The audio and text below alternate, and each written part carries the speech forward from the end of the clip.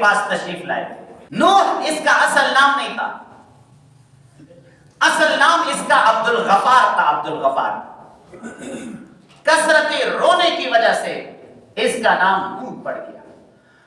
کیوں کثرت سے رو رہے تھے؟ عمدۃ القاری میں لکھا ہے کہ نوح علیہ السلام ایک کتے کے اوپر گزر رہے تھے تو وہ اپنے دل میں یہ بات گزری کہ کتنا بدشکل جانور ہے. اللہ جل جلالہ نے کتے کو زبان دیا اور وہ کتا یوں گویا ہوا کہ اے نوح، آپ کس کے اوپر اعتراض کرتے ہو؟ نقش کے اوپر یا نقاش کے اوپر؟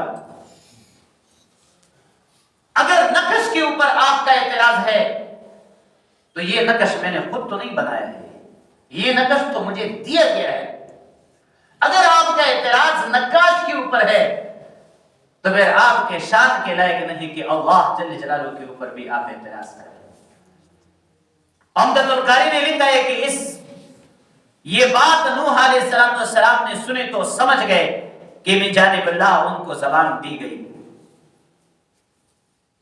40 سال تک نوح علیہ السلام نے اس بات پر رویا، حالانکہ یہ نوح علیہ السلام کے صرف دل میں گزرا تھا،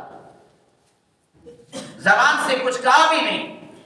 اس پر بھی 40 سال تک روئے اور اللہ جل جلالہ سے معافی مانگی.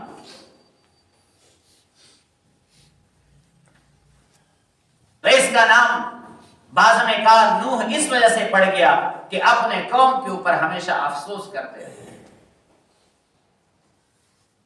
اپنے قوم کے اوپر ہمیشہ افسوس کرتے رہے کہ خدایا میں نے ان کو کتنا سمجھایا اور کتنے نادان لوگ ہیں، اتنے سمجھانے کے باوجود بھی نہیں سمجھے.